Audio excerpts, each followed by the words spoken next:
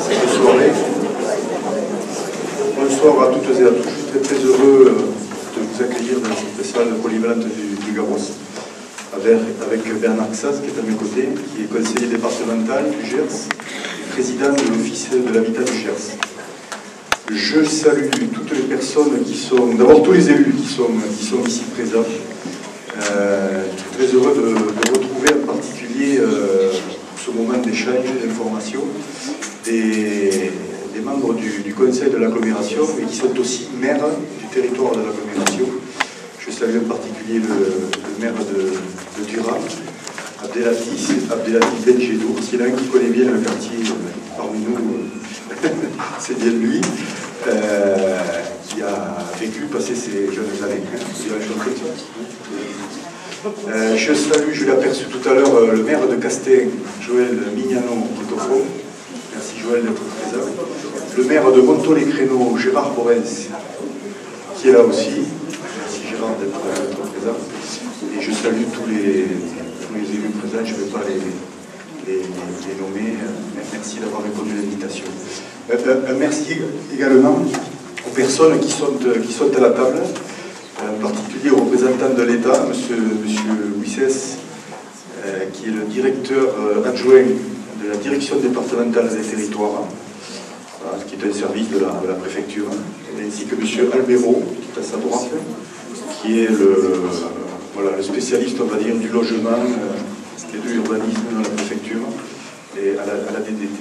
Je salue également les personnes de l'Office de l'habitat du Gers qui sont présentes, Madame la directrice, en particulier, Madame Bouscaille, Monsieur le responsable du service technique, on va dire comme ça, Monsieur le responsable Monsieur Delavis, voilà, je salue, Michael Boutine, en charge en particulier de la communication sur ce projet.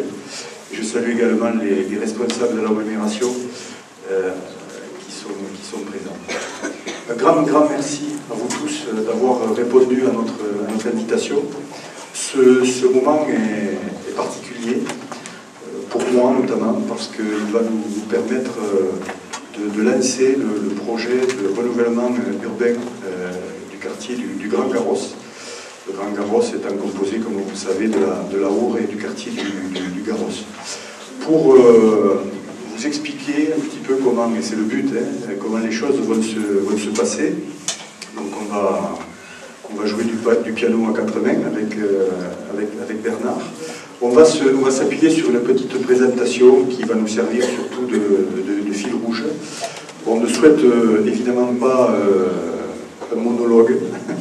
On souhaite de pouvoir échanger avec vous, et c'est le but, un des buts majeurs de la soirée, c'est de pouvoir échanger avec vous, de pouvoir répondre à vos questions, si vous en avez, et éventuellement, évidemment, écouter aussi votre expression, voilà, recueillir votre expression si vous avez des choses à nous dire.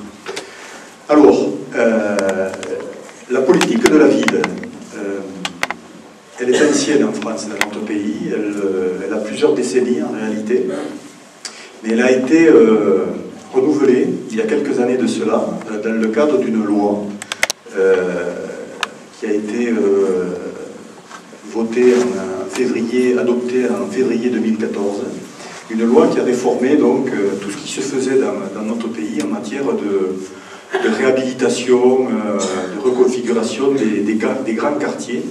Et précédemment, donc avant cette date, étaient dans la politique de la ville nationale essentiellement des quartiers de banlieue de très grandes villes. Et il n'y avait pas de quartiers de ville comme la nôtre. Voilà, de quartiers de villes situés dans des départements ruraux, voire très ruraux, comme c'est le cas pour nous dans le Gers. Le président de la République, parce que c'est comme ça que ça s'est passé, objectivement, a changé le dispositif, les critères, on va dire, permettant d'accéder à ce dispositif national. Avant, il y avait une multitude de critères très divers, ça faisait quelque chose de très compliqué. Et lui, il a considéré qu'il n'y avait qu'un critère qui comptait, c'était le revenu des habitants de ces quartiers, les moyens de subsistance des habitants de ces quartiers. Et c'est pour cette raison, et parce que les revenus moyens dans le quartier du Grand Garros sont faibles, il faut dire les choses comme elles sont, que le quartier du Grand Garros a accédé à cette politique nationale.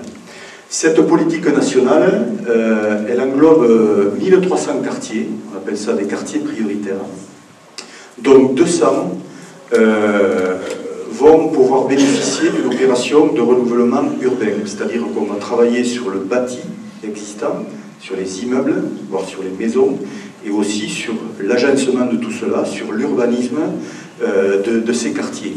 Et le quartier du Grand Garros figure dans les 200 quartiers qui ont accédé à ce dispositif de rénovation urbaine. Donc on va parler ce soir, voilà, de la manière dont va être enclenchée, dont va se dérouler cette opération de renouvellement urbain, de rénovation urbaine pour le quartier, pour votre quartier. Alors, quelques chiffres, sans en donner trop. En gros, 2000 habitants sont concernés par cette opération. Le revenu fiscal médian est de 7200 € par an. Voilà, c'est le fameux critère que j'évoquais tout à l'heure et qui nous a permis d'accéder au dispositif. Le taux de chômage, il est élevé, il est en moyenne de 22%. Il est plus élevé que ce qu'on peut constater sur le reste de la ville. Et pour les 15-24 ans, c'est-à-dire les jeunes adultes, il est à un niveau extrêmement élevé de 45%. Ce n'est pas une consolation, mais un niveau comparable à ce qu'on constate dans les autres quartiers de la politique de la ville en France, dans notre pays. 26%, c'est un chiffre aussi très, très impressionnant, des plus de 15 ans sont non scolarisés et sans diplôme, vivant dans notre quartier. 37% des familles du quartier sont monoparentales. Il y a un tiers de la population du quartier qui est couverte par la cotisation maladie universelle complémentaire. Voilà. Contribution maladie universelle complémentaire. Le contrat de ville de notre quartier, il est construit sur trois orientations, 3 piliers. On va travailler sur le cadre de vie et l'habitat, ce dont on va parler un petit peu ce soir. Nous concentrons également, quand je dis nous, c'est l'ensemble des partenaires, hein, État, département, région, Office de l'habitat du Gers, agglomération, ville d'Auch, et nos partenaires associatifs et institutionnels, la CAF, etc. Pour l'emploi, la mission locale, Cap Emploi également. Nous travaillons donc d'arrache-pied sur l'emploi et le développement économique. Ces démarches ont déjà débuté, sont déjà actives, et si vous avez des questions, si vous voulez des précisions là-dessus, on vous les apportera. Elles touchent déjà énormément de personnes concernées par la question de l'emploi sur le quartier. Et on a trouvé, pour une proportion non négligeable de ces personnes, d'ores et déjà, des solutions de formation, de contrats à durée déterminée, voire d'autres dispositifs. Et le troisième pilier, c'est la cohésion sociale, bien entendu. Ce que l'on souhaite pour l'ensemble de la ville, l'ensemble du territoire, et même la nation, vaut évidemment aussi pour le quartier. La question voilà, de la cohésion, de la cohabitation des uns et des autres qui se pose pour le quartier comme elle se pose pour la ville et pour le reste du territoire national. 3 politiques transversales accompagnent ce contrat, en tout cas vont nous permettre de lui donner un sens, hein, de le faire avancer sur la base des 3 piliers que j'évoquais. D'abord, la participation des habitants. Le législateur de la loi de 2014 a mis au cœur de ce texte la nécessité d'associer en permanence les habitants du quartier aux politiques qui les concernent. Voilà. aussi bien pour les questions d'emploi, de développement économique, que de cadre de vie, d'habitat, que de cohésion sociale. On ne détient pas, nos partenaires, la vérité. Voilà. Et on sait pertinemment qu'on ne sera efficace que si les choses, on les fait avec votre participation, avec vous. Voilà, on ne détient pas, encore une fois, la vérité, surtout. On peut avoir quelques idées, évidemment, sur les sujets concernés, mais on ne sera jamais aussi efficace que si on met tout ça en œuvre avec votre participation directe. Donc j'y reviendrai. La lutte contre les discriminations et l'égalité femmes-hommes, ça vaut pour la nation dans son ensemble, ça vaut pour notre pays dans son ensemble, quelles que soient les villes, les territoires, et évidemment ça vaut pour les quartiers où il est constaté, voilà, que les problèmes de discrimination, parfois, mais pas toujours, ou d'égalité homme-femme, voilà, ces questions-là sont parfois plus problématiques qu'ailleurs. Voilà, c'est quelque chose qu'il nous est demandé de regarder particulièrement dans le cadre de cette politique. Et la jeunesse, un accent particulier mis sur la jeunesse du quartier.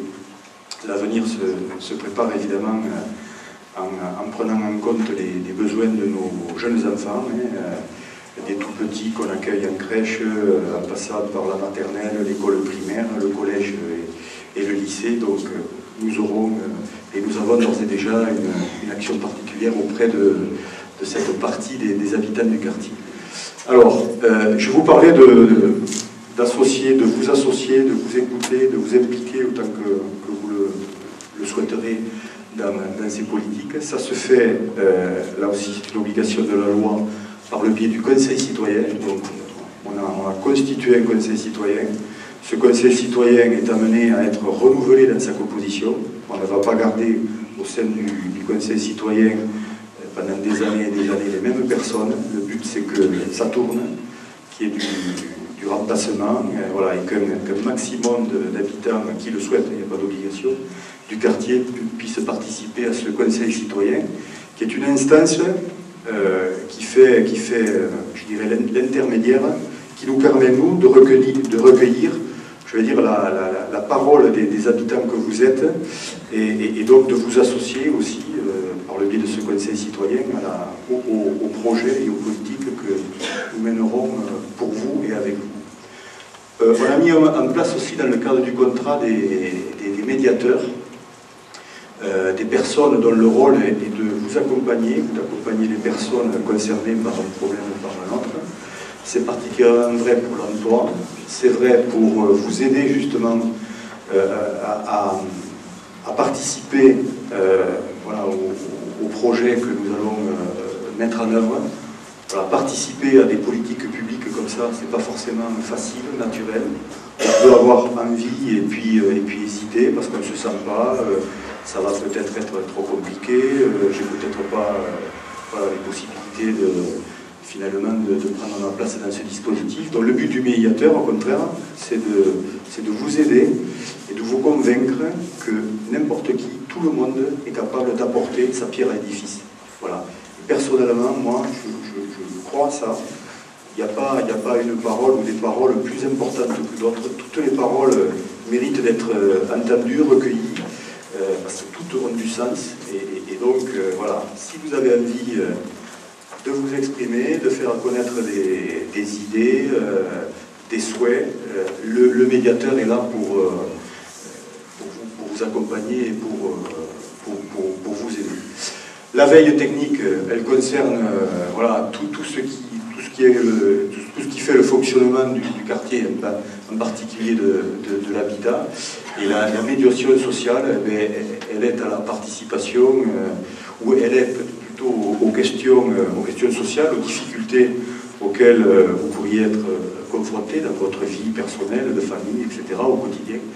Elle est donc à cet aspect-là de la vie au quotidien, ce que la médiation est pour le Conseil citoyen, l'aide à la participation pour le Conseil citoyen, par exemple, pour toute expression qui pourrait être la vôtre. Deuxième point important, je parlais de la jeunesse tout à l'heure comme une priorité. On a fait intégrer, ça n'a pas été simple, vous l'avez peut-être suivi, on a fait intégrer les écoles du quartier dans le réseau national d'éducation prioritaire, ce qui nous permet d'avoir des moyens particuliers pour accompagner vos enfants dans leurs études, à la maternelle, au primaire. Donc ça, c'était un point pour nous important. Et on va en parler, on met en place dans le cadre de ce contrat, de ces politiques, une gestion urbaine de proximité, donc dont le but est d'améliorer votre cadre de vie au quotidien en tant qu'habitant ou usager du quartier. Voilà. Donc, autre point, pour les jeunes toujours, on a ouvert un point d'accueil depuis le mois d'avril au rez-de-chaussée de la tour E, pour les jeunes. Nous sommes en train, avec l'Office de l'habitat du Gers, de faire des travaux en rez-de-chaussée de la tour Athos pour accueillir un médecin généraliste. Je ne sais pas si vous aviez cette information-là. Il y a un médecin généraliste qui va s'installer dans le quartier. Il n'y en avait pas jusqu'ici. Je pense que ça sera quelque chose d'important. Voilà, sachant qu'il y a déjà sur la place installé un cabinet d'infirmiers. Voilà, il y a quelques mois de cela, en fait c'était quelques mois de cela, est venue s'installer une compagnie de cirque dans le quartier du Garros. J'ai compris que ça avait eu un certain succès, que ça avait quand même amené des choses positives sur le quartier. Voilà, la culture n'est pas réservée à certains, mais on la veut accessible pour tous. Et en particulier dans un quartier comme celui du Grand Garros. Et voilà, je remercie l'État et la DRAC en particulier, la Direction régionale des affaires culturelles, de nous avoir fait cette proposition de cirque qui est venu s'installer au cœur du quartier et qui a eu, je le sais, du succès. Donc je pense que c'est une initiative qu'on essaiera de renouveler sous cette forme-là, d'autres formes en tout cas. La culture doit être présente dans le quartier. Le commerce et les services sur le quartier. Alors c'est un sujet aussi de préoccupation. Nous pensons, mais quand je dis nous, je nous englobe tous, que ce quartier, de par son importance, mérite des commerces de proximité pour le coup. Donc on a sollicité un établissement public qui s'appelle l'EPARECA, qui au niveau national s'occupe des commerces et des artisans, de l'installation de commerces et d'artisans dans les quartiers politiques de la ville. Et cet établissement public, dont je suis membre du conseil d'administration, procède par des études. Avant de décider d'enclencher l'opération d'installation, de modernisation ou de restructuration des commerces, voire des artisans qui sont installés sur le quartier, les PARECA procèdent à des pré-études et à des études de marché. Voilà. Est-ce que le commerce, est-ce que se lancer à investir dans des commerces dans la durée est viable? Est-ce qu'il y a une demande pour ça, etc. Donc voilà, on est dans cette phase et les premières informations que l'on a sont positives dans le sens où il y a effectivement un marché pour des commerces installés au cœur du quartier du Garros. Donc des commerces seraient viables dans les limites qui sont indiquées ici, de l'ordre de 1100-1200 m², et pour 5 à 6 activités commerciales qui peu ou prou sont proches de ce que l'on connaît aujourd'hui ou qu'on a connu il y a encore quelques temps. Donc la question du commerce est prise en compte dans le projet global de restructuration du quartier. Voilà. Peut-être avant de te passer la parole, est-ce que, voilà, sur ces généralités-là, est-ce que vous avez des questions, des souhaits d'expression? Si jamais les questions renvoient à ce que va dire Bernard, à ce moment-là, je lui passerai la parole. Non, on continue, on va au bout et puis on discute après. Allez, donc on poursuit. Alors, on poursuit Donc c'était les généralités. Donc le programme de renouvellement urbain. D'abord, quelque chose qu'il faut avoir en tête tous, ça ne va pas se faire en claquant du doigt, cette affaire-là. Ça, on l'a tous compris. C'est un grand projet. C'est le plus grand projet en réalité qu'on ait à gérer depuis longtemps dans cette ville et pour un bon bout de temps. Voilà, il faut compter une dizaine d'années. Et quand je vous dis 10 ans, je suis moi-même pas sûr des chiffres que je vous annonce.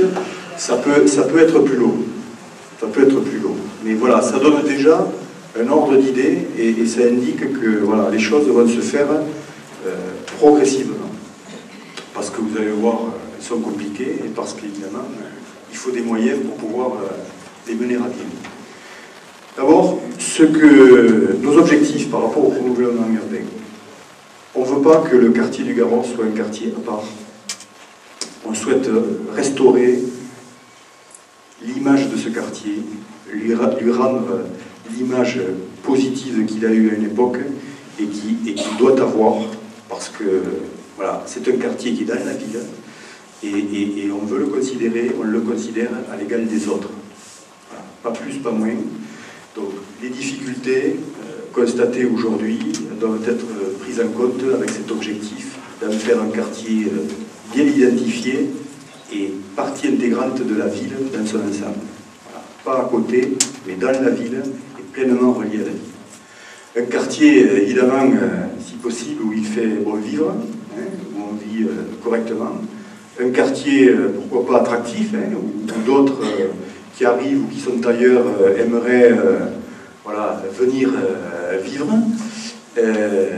avec une offre de logement adaptée, différente certainement de ce qu'elle est aujourd'hui, c'est un point important, et aussi un quartier bien équipé, j'évoquais la question du commerce il y a quelques instants, et doté donc d'un centre actif et ouvert, un centre actif, donc on est au centre du quartier, notamment actif par rapport, par exemple, au commerce de qualité qu'on pourrait y trouver.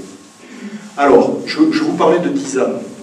On ne va pas se projeter à 10 ans, on va se projeter à 3 ans. Pour que vous ayez en tête un peu comment les choses vont se passer. Nous sommes aujourd'hui, c'est ce qu'il y a en haut à gauche, la flèche en haut à gauche, nous sommes, donc en 2016, sur une phase d'étude de réseau, de topographie, voilà, très technique, dont les données vont nous permettre ensuite de mener des études plus, je dirais, plus concrètes, notamment sur la question de l'urbanisme et de l'habitat du quartier. Vous savez que d'ores et déjà, la décision a été prise de casser, de déconstruire 2 barres de logement, Porthos et d'Artagnan. Donc ça, la décision est prise. Nous sommes donc dans la phase de relogement des ménages et des services qui occupent ces 2 barres de logement. Je pense que Bernard expliquera où l'année, ça se passe, je pense, à peu près correctement. À la suite des études techniques que j'évoquais au départ, on va lancer donc fin d'année 2016 des études à proprement parler traitant des évolutions du quartier. Requalification, c'est un peu technique, donc des évolutions du quartier, des évolutions urbaines du quartier. On va, à partir de début 2017, donc casser les 2 barres en question. Et dans le courant du 2e semestre, on va préparer avec notre partenaire national, qui est l'ANRU, Agence nationale de renouvellement urbain, la convention qui va préciser, à partir des études réalisées notamment entre le dernier trimestre 2016 et mi-2017, études de requalification urbaine, à partir de ces études, on va préciser dans cette convention ce que l'on va exactement faire à un endroit ou à un autre du quartier. Voilà. Et les premiers travaux correspondant à cette convention sont censés débuter début 2018. Voilà comment les choses vont s'agencer. Tout à l'heure, dans mon propos introductif, je vous ai dit qu'au cœur de la loi sur la politique de la ville, il y a la participation des habitants. Il y a un conseil citoyen pour tout ce qui concerne la vie dans le quartier au quotidien. Il va y avoir aussi une structure, une petite structure légère, créée pour tout ce qui concerne le renouvellement urbain du quartier. Ça va s'appeler la maison du projet. Ça s'appelle comme ça dans la loi. Voilà. Ça va être un lieu qui vous permettra surtout d'échanger avec vous, de communiquer avec vous sur ce que pourrait être le projet de renouvellement urbain du quartier. Donc on souhaite que la phase de conception de ce projet, d'élaboration de ce projet, qu'à cette phase-là, vous y soyez associés, que vous puissiez y participer. On ne veut pas se retrouver, mettons début 2018, à vous réunir comme on le fait ce soir et à vous présenter, clé en main, un projet où vous découvrirez qu'on va faire telle et telle chose à côté de chez vous, ou même sur le bâtiment dans lequel vous habitez. On ne veut pas du tout se placer dans ces dispositions-là. On veut que vous participiez à l'élaboration du projet de renouvellement urbain. Bon, on ne peut pas dire qu'on sera d'accord forcément sur tout. Hein. Voilà, ne me faites pas dire ou ne pensez pas ce que je n'ai pas voulu dire. Mais on veut que ce projet soit élaboré avec vous, qu'on puisse échanger, quand il y a des idées qui sont, ou des orientations qui sont prises, qu'on puisse vous les présenter, vous les expliquer, les discuter avec vous, tenir compte de vos remarques, si effectivement elles sont pertinentes. Encore une fois, on ne détient pas, y compris les techniciens, les spécialistes, hein, on ne détient pas la vérité sur tout. Donc voilà, on veut instaurer ce dialogue dans la genèse, dans l'élaboration du projet de renouvellement urbain du quartier qui est le vôtre. Voilà, pour l'esprit, le calendrier, à grands traits, et l'esprit surtout, avec lequel, ou dans lequel on souhaite engager cette démarche importante. Voilà. Le moment est arrivé de te céder la parole. Encore une fois, si vous voulez réagir, avant que Bernard ne s'exprime, bon, il faudra tout à l'heure. Je te laisse la parole. Merci Franck. Et d'abord, je tiens à saluer toutes et tous. Ce que je voulais dire en préambule, c'est que le projet qu'on vous présente ce soir, c'est le type de projet qui donne du sens à une action politique, c'est-à-dire une action politique au service du citoyen, à votre service. Et je pense qu'avec Franck, on a la même acception de la politique, qui est important aujourd'hui. Donc on va venir sur le premier dossier, le premier slide. Donc on parle des relogements. La problématique du relogement se place évidemment dans la logique de la déconstruction. Alors ce qu'il faut savoir, c'est que le choix qui a été fait, comme l'a dit Franck, des bâtiments d'Artagnan et Porthos, ça ne s'est pas fait au hasard, c'était le fruit d'une réflexion. Il y a une étude qui a porté sur 2012-2015, où on a identifié ces deux bâtiments, que ce soit par rapport aux normes d'habitat ou par rapport à l'urbanisme, c'est-à-dire les problèmes de circulation, de fluidité de la circulation dans le quartier, et en même temps par rapport à la visibilité et à l'attractivité du centre commercial. On a pu déterminer que ces deux bâtiments étaient appelés à disparaître. Et d'ailleurs, ça a été validé par la ministre qui était venue à l'époque, qui n'était pas très connue, mais qui est beaucoup plus aujourd'hui, Madame El Khomri. Voilà. Et donc, elle avait effectivement acté de ce principe de la démolition. Alors, sur les relogements, moi ce que je voudrais dire, c'est reprendre ce qu'a dit Franck, c'est-à-dire que le fil conducteur, c'est pas tant l'urbanisme et le bâtimentaire que l'habitant, que le citoyen. C'est pour ça que notre première préoccupation par rapport à la démolition, ça a été évidemment le relogement. Donc certains d'entre vous étaient présents dans cette salle au mois d'octobre, c'était mi-octobre je crois, en 2015, où nous avons présenté en primeur la nouvelle de la démolition de ces bâtiments. Voilà. Donc ça c'était un vendredi, je me souviens très bien, et dès le lundi, on avait une personne de l'office que nous avions embauchée à cet effet, Madame Boucher, qui est venue voir les personnes concernées de façon individuelle, parce que là on vous donne des chiffres, mais ce qui est important, c'est que bon, l'échelle d'auge du quartier nous permet d'avoir ce traitement, on a un traitement individualisé. Donc Madame Boucher est venue voir tout le monde, a remis des questionnaires, a pris contact, justement dans cette procédure de relogement. Donc au départ, nous avions 29 ménages présents. Il faut savoir que bon, cette démolition avait été anticipée pour avoir un minimum de familles à reloger quand même. Voilà. Donc je ne vais pas vous abreuver de chiffres. Au départ, on avait 29 ménages présents. Aujourd'hui, nous avons 9 ménages à reloger. Sachant que nous avons 4 propositions qui seront effectuées en fin de semaine. Et j'espère que donc dans une semaine, on pourra passer de 29 à 5. Voilà. C'est les chiffres à retenir globalement. Ce qu'il faut savoir, c'est qu'à chaque fois, il y a une procédure qui est déterminée. On fait la proposition de 3 logements. Et donc, comme il est indiqué sur la diapositive précédente, on doit aboutir à la fin de la procédure au 30 novembre. Voilà, c'est indiqué, délai final pour ces relogements est fixé au 30 novembre. Ce que je tenais à rajouter aussi, c'est qu'il y a un partenariat ténu qui est fait avec le toit familial pour reloger les familles concernées. Voilà, donc c'est une action collective. Donc parmi les problématiques de relogement, il n'y a pas que les habitants, il y a des prestataires de services et des services à part entière. Bon, la régie de quartier, on est en dialogue entre l'office et l'agglomération pour trouver une solution. C'est plus un problème, comme dirait certains, de temporalité. On va réussir à les reloger. Là, je pense qu'il n'y a pas de difficulté. La plus grande difficulté serait peut-être pour la Poste. Alors moi, là, je prendrai ma casquette de vice-président du conseil départemental. Actuellement, on travaille sur un schéma d'accès aux services au public. Et moi, je l'avais dit dans un comité de pilotage, je tiens absolument à ce que le quartier du Garros soit complètement intégré, parce qu'il n'y a pas que l'hyper-ruralité dans la problématique gersoise, il y a aussi le problème du quartier du Garros.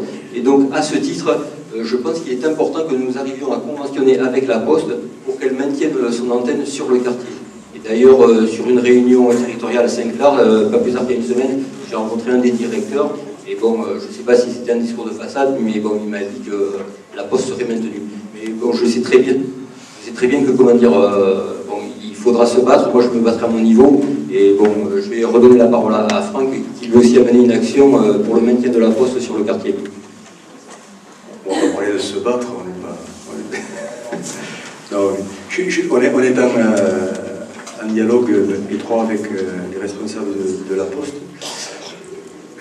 Voilà, ce qu'il faut que vous sachiez, c'est que moi j'ai perçu à travers l'expression de certaines d'entre vous l'importance de ce service au cœur du quartier. Et donc ce que j'ai demandé, c'est qu'il n'y ait pas que les services restent les mêmes. Voilà. Pour la Poste, les mêmes par rapport dans le cadre du projet, par rapport à ce qu'ils sont aujourd'hui. Et nous faisons officiellement, je ne vais pas rentrer dans les détails, une proposition à la Poste pour que la phase de travaux, et notamment de démolition, qui les concerne, ne se traduise pas par une interruption de service. Donc on leur fait une proposition de relogement, pour dire les choses, de telle manière que la continuité du service public de la Poste puisse être assumée. Voilà, donc là on passe... Alors on ne parle pas vraiment de démolition, on parle de déconstruction et le terme a un sens. D'abord je voudrais reprendre le calendrier donc, par rapport à la diapositive qu'a présenté Franck un peu avant, mais c'est bon, je maîtrise le calendrier. Donc cette phase de déconstruction démarrera en 2017. La première partie va être sur le premier trimestre. Comme il est indiqué, on va faire une opération de déconstruction sélective, c'est-à-dire qu'on va purger les bâtiments de leurs éléments techniques, c'est-à-dire les sanitaires, le chauffage, l'électricité. Voilà, tout ça dans un but de récupération. Ensuite, la phase la plus spectaculaire, c'est celle qui interviendra en été. On a choisi l'été parce qu'on pense que ça générera le moins de nuisances. Mais après, si vous avez des questions, on a le technicien de l'office, Martial Delavis, qui pourra vous donner de plus amples précisions. Donc, on va être... vous voyez, cette grande grue. La terminologie m'a marqué, je pense qu'on parle de grignoteuse. C'est-à-dire qu'on ne va pas être dans cette logique comme on a pu voir des fois à la télé, où on voit carrément des barres s'écrouler purement et simplement. On ne va pas être dans le spectaculaire, on va avoir plutôt cet outil qui va rogner petit à petit les bâtiments existants. C'est pour ça qu'on va être sur une phase de déconstruction de la structure sur à peu près 3 mois, c'est ça? Voilà. Alors le point qui est important également, c'est qu'on est aussi dans une logique de recyclage, c'est-à-dire que 80% des matériaux seront recyclés et notamment tout ce qui est béton sera réutilisé pour l'assise des futurs bâtiments, pour la voirie, enfin on pourra vous l'expliquer davantage. Ensuite, bon, le dernier point, le montant de l'opération, je passe, c'est des chiffres, on oubliera. Ce que je voudrais vous dire pour fixer un peu les esprits pour l'ampleur des travaux, c'est l'équivalent de 450 semi-remorques. Je pense que ça marque davantage les esprits que 1 900 000 €. Voilà. Donc après, le point qui est important aussi, puisque comme je l'ai dit, l'humain et l'habitant est primordial pour nous, comme Franck l'a dit également, par rapport aux spécificités du quartier, notamment au taux de chômage important, il est prévu l'insertion d'une clause sociale dans tous les appels d'offres, justement une clause d'insertion pour qu'il y ait une part de travail pour les habitants du Garros. Voilà. Donc ça va se faire de façon très personnelle, très technique, avec Pôle emploi, je ne sais plus qu'est-ce qu'il y a comme autre partenaire, la mission locale, voilà. Et donc bon, on reviendra vers vous un peu dans le même style que la procédure qu'on a adoptée pour le relogement, c'est-à-dire un contact très personnalisé pour que vous bénéficiez, que les habitants du quartier bénéficient aussi de l'emploi que va générer ce chantier.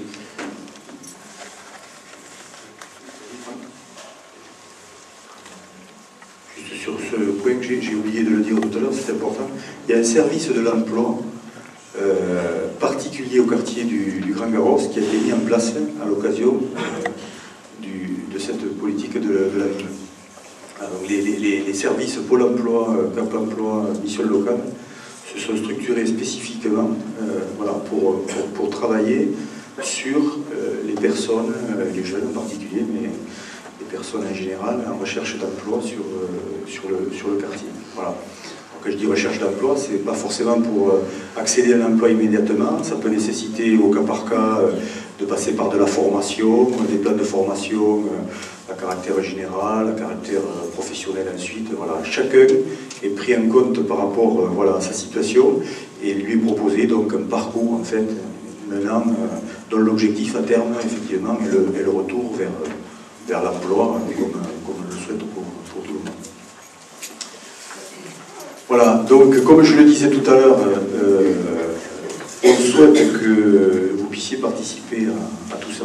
Donc on va s'organiser en conséquence pour que vous puissiez vous exprimer, prendre connaissance de l'information quand il y en a au fur et à mesure de l'avancée de ces démarches. Donc pourquoi vous associer?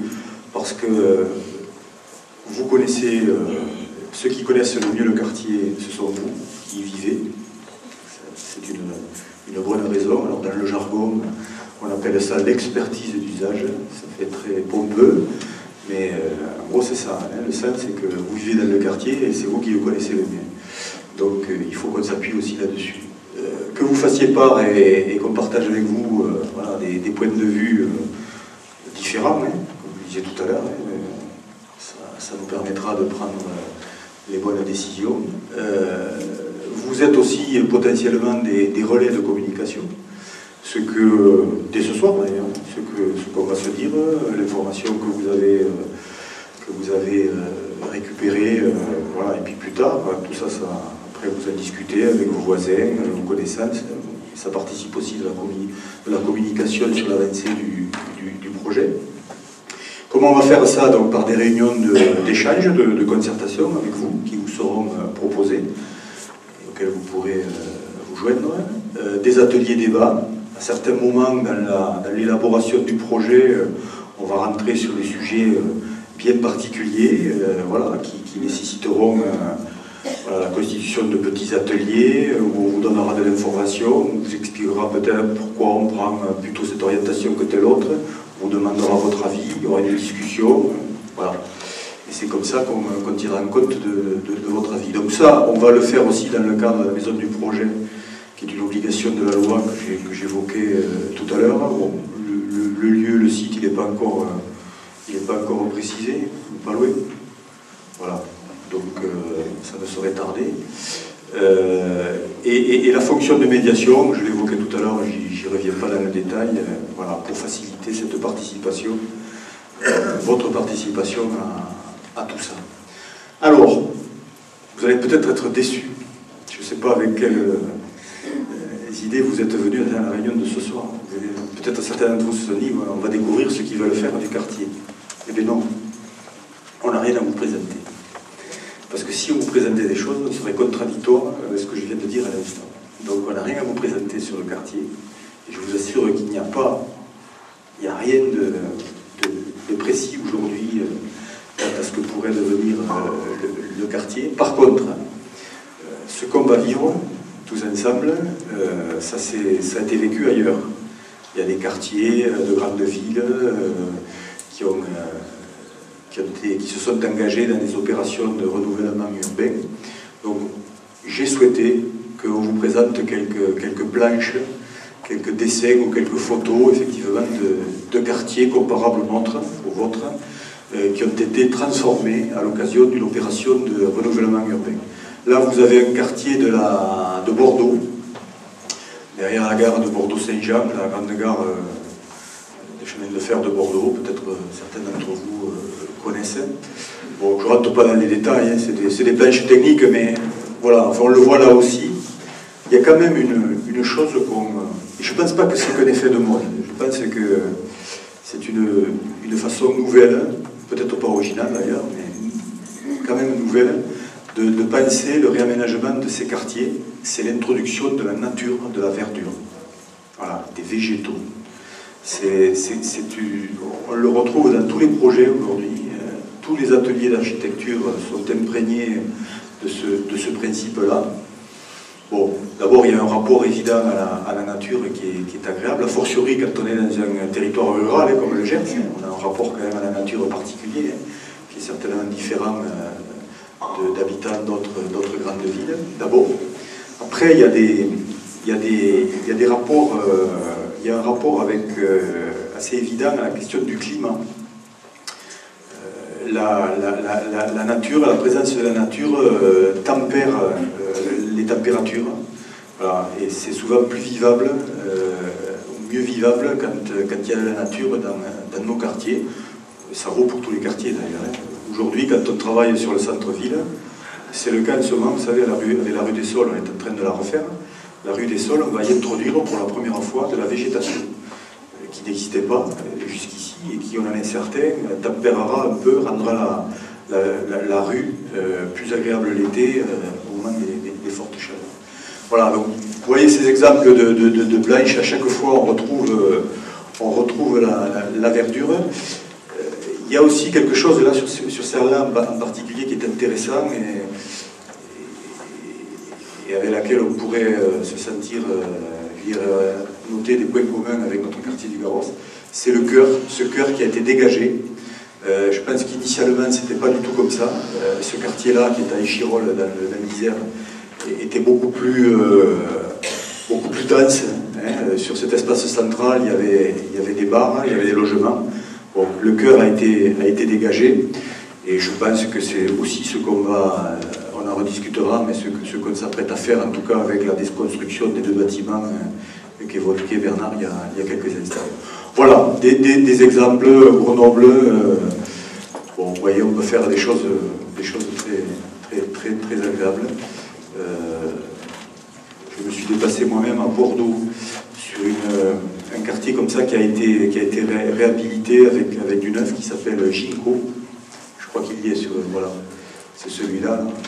Voilà, c'est quand même plutôt agréable et différent de ce qu'on connaît aujourd'hui et plus agréable à vivre évidemment. Voilà. Donc, je voulais vous montrer ces quelques planches pour voilà, vous donner aussi envie de participer aux réunions qui se mettront en place pour recueillir votre parole et votre vision des choses. Voilà, on en a fini avec Bernard, que je remercie pour cette présentation un peu générale. Voilà, donc on va passer aux questions, aux échanges. N'hésitez pas.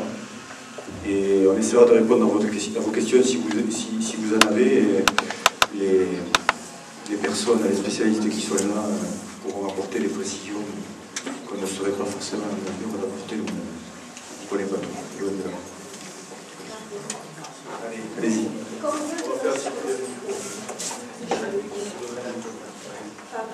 Que tout le monde vous attende.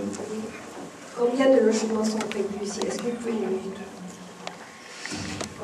Même ça, je suis pas en mesure de... Vous allez repartir très frustré, je le sens.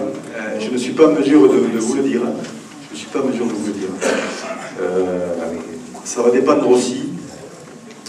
Pour répondre à la question, précisément, il faudrait que je connaisse, et je vais être honnête avec vous, transparent, il faudrait qu'on connaisse les montants qui vont être consacrés au programme, et sur une durée de temps extrêmement longue. Voilà. Il n'est pas raisonnable, parce que la France, budgétairement, au niveau de l'État, ne fonctionne pas comme ça. Je ne peux pas vous dire, moi, dans 4-5 ans, voilà, quels seront les montants prévus pour ce programme. On a aujourd'hui différentes hypothèses qui méritent encore d'être validées. Un nombre de logements, donc avec des crédits associés de niveaux aussi très différents. Bon, ce qui est sûr, c'est que le programme dans lequel on s'engage, il va être significatif en nombre de logements traités. Voilà. On va pas je ne pense pas qu'on se contente que de faire de la peinture ou du ravalement de façade. Même si on fera du ravalement de façade, on fera probablement des opérations d'isolement ou d'isolation, je ne sais plus comment on dit, d'isolation plutôt, isolement c'est autre chose, d'isolation de certains bâtiments donc, pour répondre aux réglementations thermiques d'aujourd'hui, hein, qui ont aussi un impact sur le fonctionnement, le fonctionnement des bâtiments et donc les budgets, nos budgets. Voilà. On traitera un nombre important de logements sous cette forme et sous d'autres formes. Je pense qu'il y aura de la reconstruction aussi. Mais je ne peux pas répondre précisément à ce stade à votre question. On pourra répondre à votre question dans une première phase. On peut revenir sur le calendrier.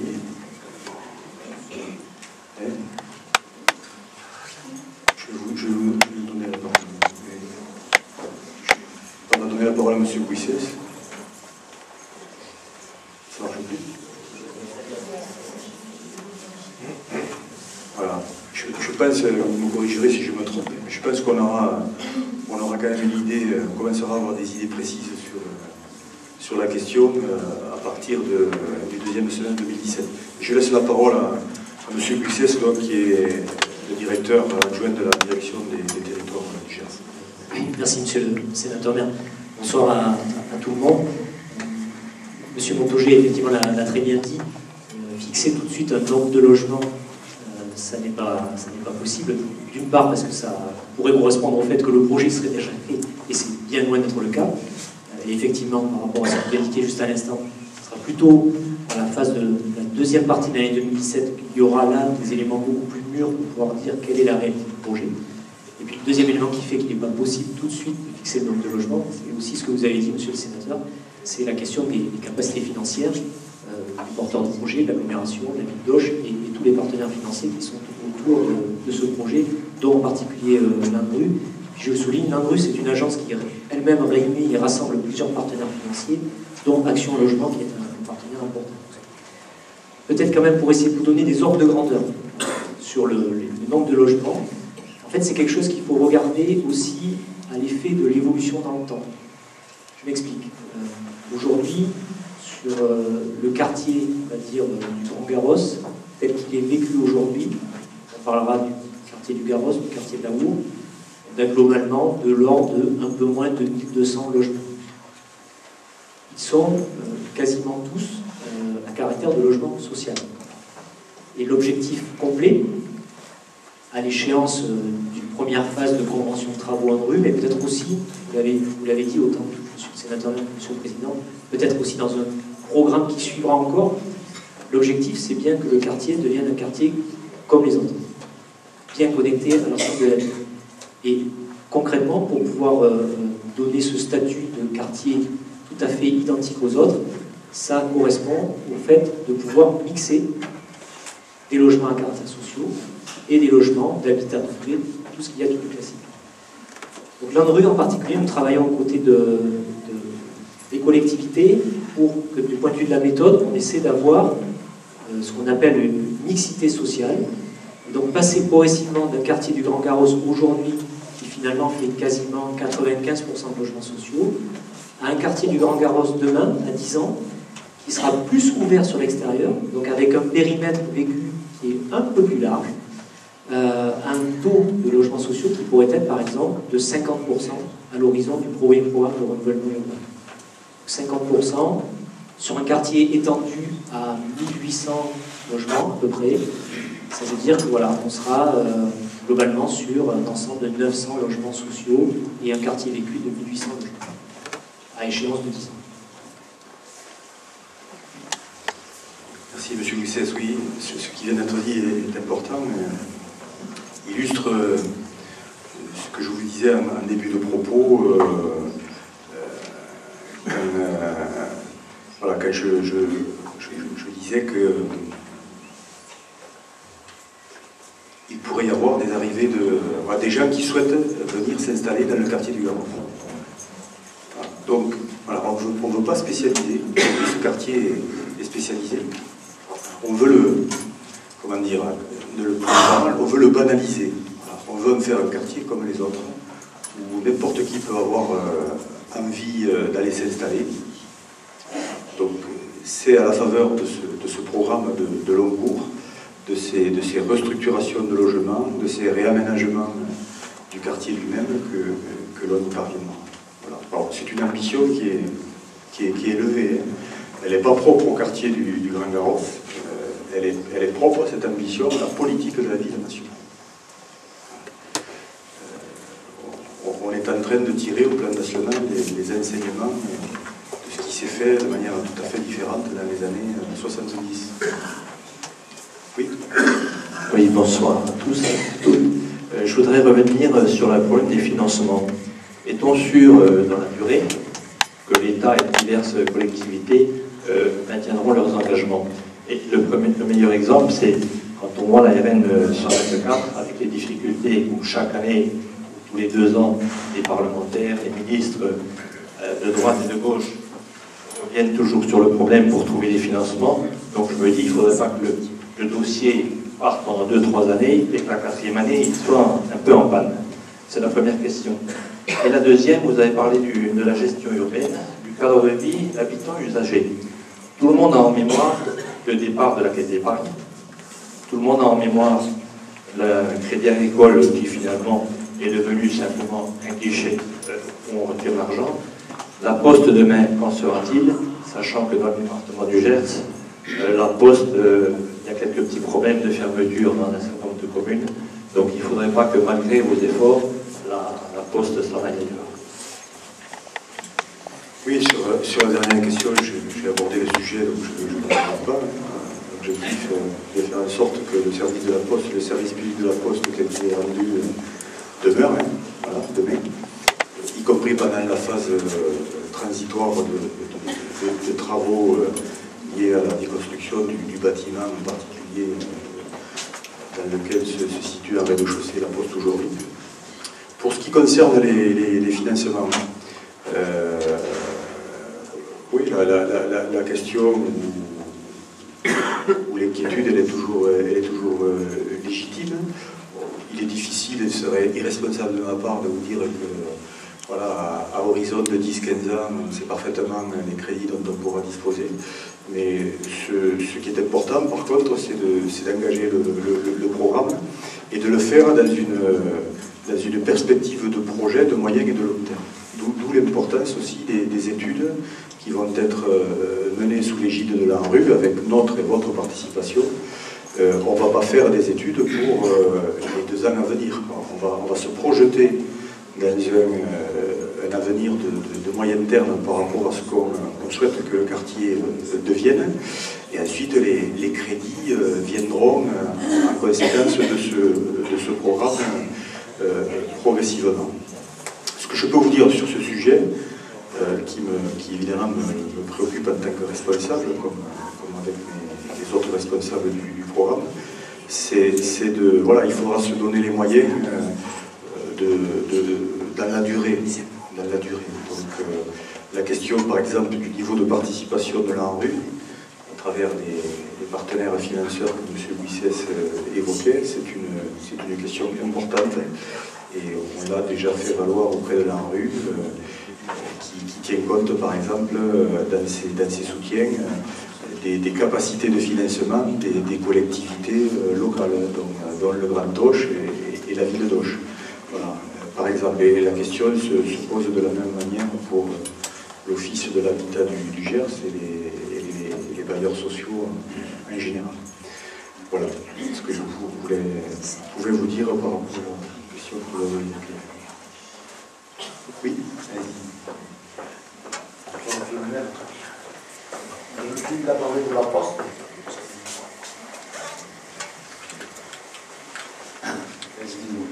Le monsieur là, il vient de parler de la Poste, de l'Azur. Et nous, je suis locataire à la cité de la Haut. Il nous manquerait une boîte aux lettres de la Poste. Parce qu'au carrosse, il y a la Poste et la boîte aux lettres. Et à la Haut, il y a rien. Bon, dans la présentation, merci pour cette question qui va être, ou ce souhait qui va être noté. Dans la présentation que j'ai faite tout à l'heure, pour replacer votre question et votre participation ce soir, la replacer dans le propos général que nous avons tenu avec Bernard. Ce que vous dites là relève de ce qu'on appelle dans notre jargon la gestion urbaine de proximité. Voilà. Comment on fait en sorte, par des petites actions du type de celles qui appellent votre question, comment on fait en sorte pour améliorer le quotidien, votre quotidien, votre vie dans le quartier. Voilà, donc ça, ce type de question s'inscrit dans la gestion urbaine de proximité que l'on a mis en place et que l'on alimente. Bon, on pourrait rentrer dans le détail, mais c'est peut-être pas le but de la soirée, mais qui alimente donc les programmes d'action qui sont les nôtres. Tu veux dire deux mots, Christian ? Oui, par rapport... Pour illustrer, hein, oui, à partir de la question que vous posez. Ouais, pour ce qui est de la boîte aux lettres, effectivement, la demande est relativement ancienne. Voilà, difficile à faire, à régler, mais bon, on y est. Je sais que les services s'y attachent à cette fameuse boîte aux lettres à la Our. Pour ce qui est de la GUP et des derniers constats qui ont été faits, je pense que vous avez dû voir quelques aménagements. Alors j'ai une petite liste là que je pourrais vous dire, mais vous avez dû déjà apercevoir quelques aménagements réalisés, notamment le ralentisseur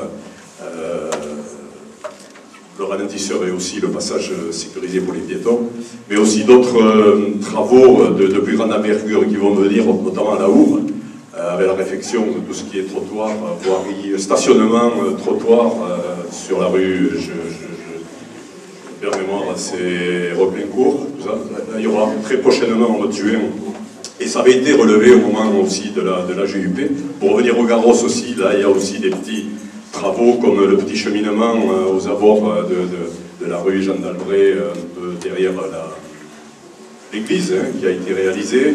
Bon voilà, donc c'est ce que disait monsieur le maire, vous avez dû voir donc ces petits travaux. D'autres arrivent, je vous promets, les services techniques avec aussi l'office sont là pour continuer à réaliser ce que l'on a relevé, notamment à la dernière marche avec monsieur le préfet et toutes les personnalités qui parcouraient ce site. Voilà, je pourrais rentrer dans les détails, mais je pense que c'est un peu fastidieux. Ce qui a été, les travaux qui vont venir, c'est autour de Patrice Broca, là aussi beaucoup de revêtements à la rue Paul Descons, voilà. Et d'autres choses qui ont été faites, c'est du côté d'Ernest Villa et la Belle Gardée, je vous l'ai dit. Voilà. Je peux rentrer dans les détails plus précis.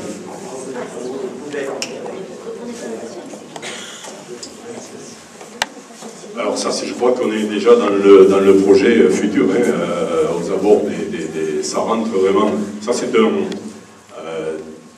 investissement particulier, mais aujourd'hui, est-ce qu'on saurait le meilleur endroit pour un site de conteneurs enterrés? Je pense que c'est demain, ça sera pris en compte dans le futur projet d'aménagement. Ce sont des choses effectivement qui seront prises en compte dans le projet. Vraiment, ce dispositif est un des meilleurs aujourd'hui par rapport aux conteneurs aériens. Voilà. Vous parlez de la réflexion des trottoirs. Vous pensez faire quel trottoir et le faire où? Parce que nous faisons partie du quartier de Garros, mais je ne sais pas où est-ce qu'il commence et où est-ce qu'il finit ce quartier finalement.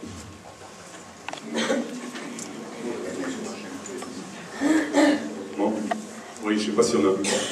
Voilà, je peux vous répondre sur les marches que nous avons faites et où on a relevé des points particuliers de passage difficile pour les personnes à mobilité réduite, de points vraiment particuliers qui vont être traités ou qui ont été un petit peu traités et qui vont continuer à l'être. Alors, vous dire exactement, je ne sais pas si des longueurs de trottoirs ont été repérées à la faveur des déplacements. Non, mais Vous pensez, dites, voilà, c'est le moment de nous dire peut-être... Ils sont vraiment en deux états. Depuis 2-3 ans, ça n'a jamais été refait. On a demandé à plusieurs reprises. Oui, oui, dites-moi déjà le nom, si c'est partout, effectivement. Moi, je parle de la République des Colibris, mais je pense qu'il y en a d'autres. Ils sont dans le même cas. Ok.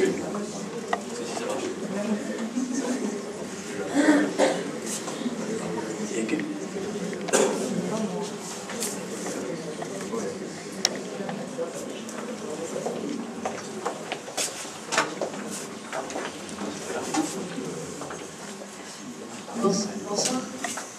Il y a au 36 rue des Canaries un certain nombre d'associations, services qui tournent autour de l'insertion, de la formation, etc.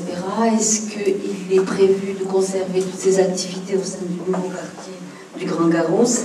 Et si oui, est-ce qu'il est prévu de procéder à des aménagements pour qu'on puisse être accessible? Un certain nombre de structures ou d'organisations sont ERP parmi ces différents organismes. La réponse à la première question est oui. On souhaite bien entendu conserver au sein du quartier tous les acteurs associatifs qui y sont déjà. Il n'y a aucune raison qu'on les déplace, qu'on dévitalise quelque part la vie associative du quartier, bien au contraire. Et la question effectivement de l'accessibilité de ces locaux, accueillant souvent du public, sera abordée. Alors, ça fera aussi partie du projet de renouvellement urbain et des questions qu'on aura abordées souvent de renouvellement urbain.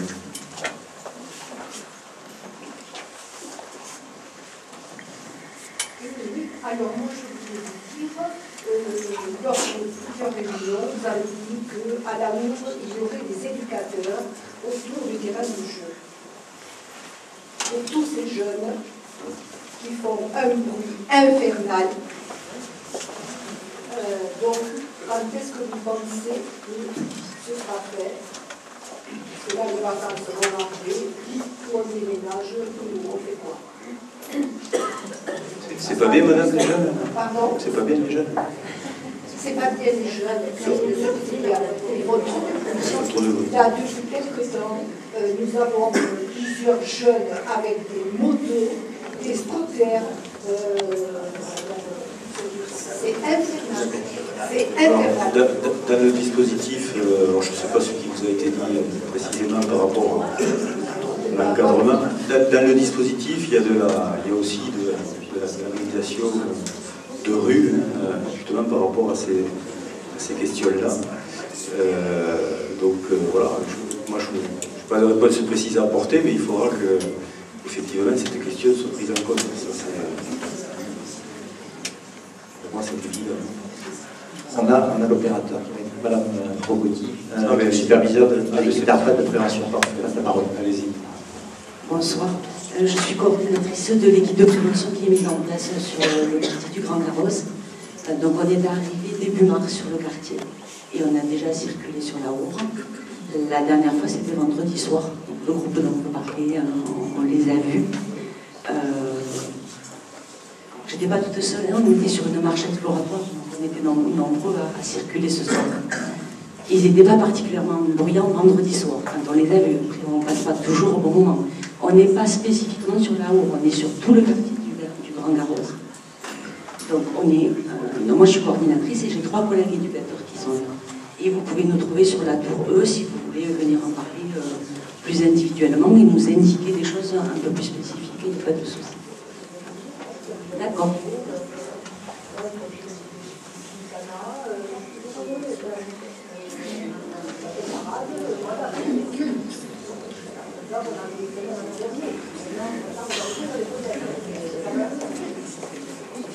En tout cas, nous, on sera présents tout l'été sur le quartier. On proposera à ces jeunes de pouvoir participer à des projets, de pouvoir faire des choses avec nous. Après, on n'a pas de moyen de les y contraindre, mais on leur proposera des activités, on leur proposera de sortir du quartier, de pouvoir s'occuper, faire des choses autrement que comme on vous l'indique.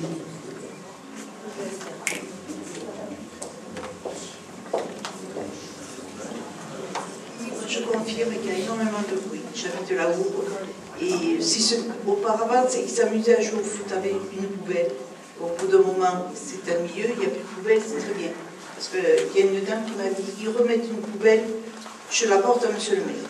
Alors, donc, vous essayez de voir avec moi. J'en ai déjà une. Et c'est vrai qu'il y a énormément de bruit. Et bon. Il faut que tu arrêtes les motos de 5 minutes, ça va. L'inquiétude et la qualité de vie, il y a aussi la c'est important. La sécurité. Parce que moi j'aimerais bien que la police passe et s'arrête là et les laisse gérer. Parce que, aller discuter avec eux, simplement leur dire de moi, est-ce que ça va? Moi, dernièrement, j'étais à nouveau cambriolé, ils sont rentrés par la fenêtre, je dormais dans le salon. Donc, je n'ai pas vu qui c'était, puis je dormais. Enfin, c'est de l'insécurité, il n'y a pas plus. La sécurité, je ne l'ai pas abordée dans le propos général, mais elle fait partie, elle est en bonne place dans le dispositif, à travers la police nationale d'abord, la police municipale également, et la coordination des 2 polices. Voilà, et je n'ai eu de cesse avec les préfets qui sont en poste donc, dans le Gers, de leur dire que je souhaite de la présence policière sur le terrain, pédestre, à pied. Oui, donc passer, tu l'as dit et tu as raison, et c'est moi ce que je souhaite aussi du contact avec la population. Voilà, passer pour moi, c'est pas suffisant. Voilà. Parce que quand on a fait les marches exploratoires, il y avait madame la commissaire et on lui a demandé que ça serait très bien il serait peut-être plus calme, il comprendrait que bon, je ne veux pas dire qu'ils ne sont pas tous bon. Voilà. Merci.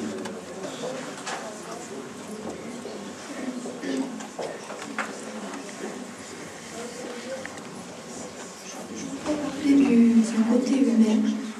Et je voudrais dire qu'au départ, on a trouvé regrettable qu'il n'y ait pas eu de concertation des principaux intéressés qui étaient les habitants des 2 immeubles d'Artagnan et Porthos, parce qu'ils ont été mis devant le fait accompli.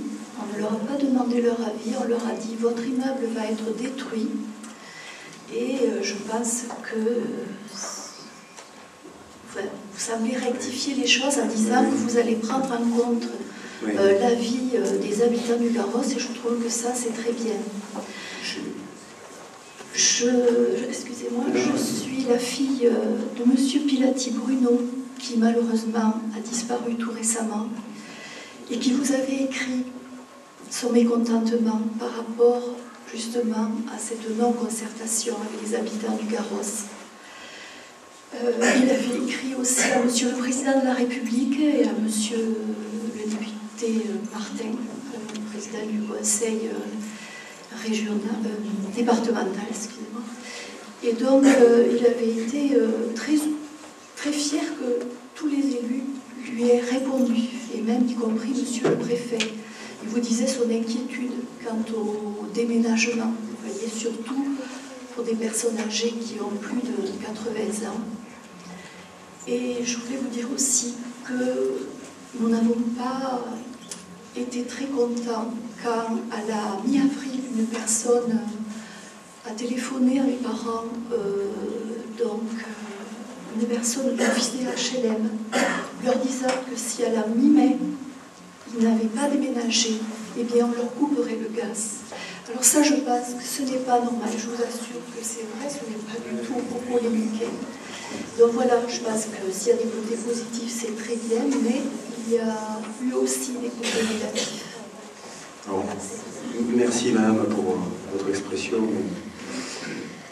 Je sens de l'émotion que je comprends tout à fait dans vos propos.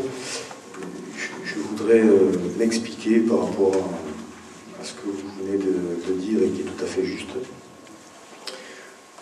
Les choses en réalité sont allées beaucoup plus vite que ce que l'on pensait. Au départ, je pensais personnellement que l'opération de déconstruction de ces deux bâtiments interviendrait une fois que l'étude de l'ANRU, qu'on a évoquée tout à l'heure, serait rendue, voilà, serait officialisée. Et puis, il y a eu la visite de Madame El Khomri, ministre à l'époque de la ville, qui, à l'occasion de la visite, a réagi à mon propos en particulier en disant que pour moi, je pensais que sous réserve d'études qui le confirmeraient, il était judicieux de faire tomber les deux barres. Elle était choquée de l'état de ces deux barres et quelques minutes après, voilà, elle a pris la décision voilà, de les déconstruire. Et c'est comme ça que ça s'est passé. Alors, voilà, c'est pas pour accuser quiconque, voilà, mais ça s'est passé vraiment comme ça. Quand deux ministres ou une ministre prend une décision comme ça, qui va voilà, dans le sens de ce que l'on souhaite, on ne peut pas dire non, on arrête tout. Voilà. Alors je comprends tout à fait ce que vous venez de nous dire et de me dire. Voilà, si ça s'était passé comme le reste se passera, on n'aurait pas été confronté effectivement à cette annonce un peu brutale de la déconstruction de bâtiments dans lesquels des personnes habitaient et dont M. Bruno Pilati. Voilà, donc ça s'est passé exactement comme ça, madame. Et je m'en excuse devant vous. On n'a guère pu faire autrement. Après, moi, en conséquence quand même de cette décision, de la manière dont cette décision a été prise, j'ai souhaité, Bernard peut en témoigner, j'ai souhaité qu'on aille vers chaque habitant des deux barres pour rentrer en dialogue avec elles et leur proposer une solution de relogement qui leur convienne autant que faire se peut. Voilà, et c'est ce qui a été fait, même si on n'est pas au terme du programme, comme ça a été expliqué tout à l'heure, c'est ce qui a été fait par l'Office de l'habitat du Gers, et je crois que ça a été fait voilà, de manière satisfaisante pour une proportion importante des personnes concernées. Après, sur le dernier point, oui, sur le dernier point, bon, évidemment, je suis pas au courant de ce type d'agissement. Bon, ici, vous avez présente la directrice de l'Office, donc je la vois régulièrement, on travaille régulièrement ensemble, on débriefera. Bon, c'est sûr que si tel est le cas, c'est des propos qui sont inadmissibles, et on fera en sorte que, bien évidemment, ils ne se reproduisent pas.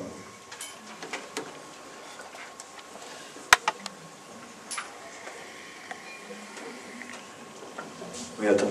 À travers votre question, madame, et les réponses qui sont faites, on a bien conscience, vous vous en doutez, que on touche à votre vie, quoi, hein, à votre cadre de vie, à votre quotidien. Voilà, c'est quelque chose de précieux pour chacune et chacun d'entre nous, quel que soit l'endroit où l'on vit. Ça, voilà, modifier certaines choses, ça modifie aussi le rapport aux autres. Donc c'est éminemment complexe, éminemment délicat. D'où le fait qu'il fallait éviter effectivement de se trouver dans des situations comme ça où les décisions découlent d'un instant à l'autre pour des choses imposées. Allez-y, madame, pardon. Moi, je travaille à la Our. Il y a tout le temps des papiers et si on peut mettre une amende, nous on en a trop marre de ramasser tout le temps des papiers, des couleurs et tout. Des papiers par terre. Dans les buissons et tout, on a commencé à en avoir marre. Et... Je vous comprends.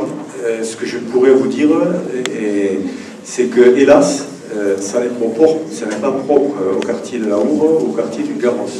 On a ce problème, qui est un problème de comportement civique, on a ce problème sur l'ensemble de la ville. Ce n'est pas propre au Grand Garros. Ça nous a d'ailleurs amené, il y a quelques jours de cela, à engager l'opération de communication, par exemple, pour les déjections canines. Parce qu'on voit des choses absolument inadmissibles et incroyables. Donc voilà, on a aussi ce travail à faire, mais ça nous concerne tous. Il faut aussi que vous le faites certainement, qu'on en parle avec nos connaissances. Il faut aussi qu'on fasse ce travail sur le rapport à l'espace public, et sur le comportement de chacun d'entre nous à l'égard de l'espace public. Quoi. Voilà, fumer, laisser tomber un mégot une fois que c'est terminé, alors qu'en faisant 10 mètres, on trouve une poubelle, il y en a quand même beaucoup. Alors voilà, c'est un exemple. C'est pas grand-chose. Mais voilà, on a souvent des progrès à faire par rapport à ça. Et vous avez raison de pointer la difficulté.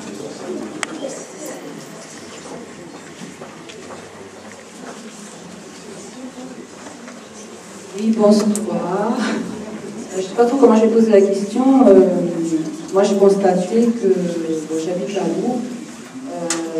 J'ai constaté à plusieurs reprises que certaines personnes ne font pas le tri sélectif. Et bon, moi qui suis assez sensible aux problèmes d'environnement, je considère que c'est très très important de le faire. Donc j'aimerais savoir qu'est-ce qui pourrait... la plupart des personnes qui ne le font pas sont des personnes dont c'est pas la culture. Je ne pense pas qu'elles le fassent volontairement. Je pense qu'elles n'ont simplement pas conscience. Ce sont souvent, je pense, des étrangers qui n'ont pas conscience écologique, on va dire. Donc, qu'est-ce qui pourrait être fait pour que ces gens-là, qu'on leur apprenne, à quoi ça sert et comment pouvoir faire ça. Alors, au service des ordures ménagères de l'agglomération, puisque c'est une affaire de l'agglomération, une compétence de l'agglomération, voilà, non seulement on ramasse les poubelles sous différentes formes, mais aussi de la médiation, là aussi. On va vers les personnes productrices, on est tous de déchets, pour leur expliquer effectivement comment le tri peut se faire au quotidien en permanence. Donc ce qui vaut et qui a été fait à certains endroits doit l'être ailleurs, en particulier sur le quartier de la Hourre. Donc moi je note votre remarque, votre souhait, madame, et puis on y procédera avec nos médiateurs. On paye déjà, on a des agents à la ville pour ça, pour expliquer et sensibiliser à cette question.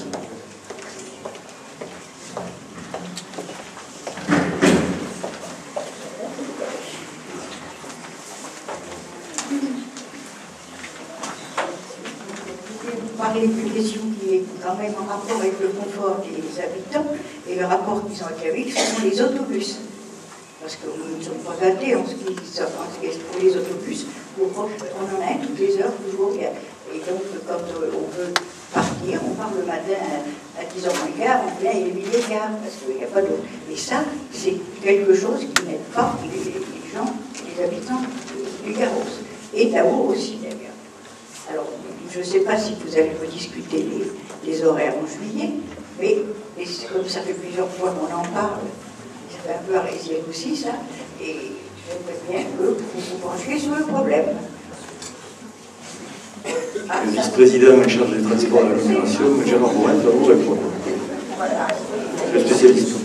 Effectivement, vous m'aviez déjà interpellé en passé, je vous avais rencontré avec tout un collectif ici même, donc vous avez vu que nous avions apporté quelques solutions, ce n'est peut-être pas parfait, il y a eu quand même des solutions. Il faut toujours comprendre que tout a un coût, ces modifications apportées et ces cadencements ajoutés étaient ramenés à un budget quand même de 57 000 € supplémentaires. Donc effectivement, bon, après, lorsqu'on parle bien sûr de cadencement, on pense forcément à ce secteur, mais il faut voir qu'une ligne ne fait pas qu'un secteur et quelques kilomètres. Et donc automatiquement, il faut toujours voir la ligne dans son ensemble, et ce n'est pas toujours évident d'arriver après à respecter des horaires, agrandir un trajet, donc satisfaire tout le monde. Donc, voilà pour l'instant où nous en sommes. Il est certain que bon, nous réfléchissons et nous serons certainement amenés à réfléchir dans ce renouvellement de quartier à d'autres ouvertures ou cadencement, mais bon, aujourd'hui, encore une fois, déjà ce qu'on dit, c'est un petit peu tôt pour prendre une position et donner une réponse très précise. Ça existait avant, on mélangeait les horaires, on faisait des autobus toutes les demi-heures et ça fonctionnait bien. Il a été modifié, vous le savez très bien, une fois, j'ai évoqué, il a été modifié les lignes et les cadencements, et notamment également au niveau de la navette. Pour l'instant, nous en sommes là. Je tiens à vous dire que nous serons attentifs, encore une fois, à ce développement et à ce renouvellement. Merci Gérard. D'autres questions? D'autres sujets? Non? Bon. Bah, écoutez, s'il n'y a pas d'autres questions, on va rester là. Je vous remercie d'avoir répondu à l'invitation. On est amené, vous l'avez compris, à se revoir très prochainement, régulièrement.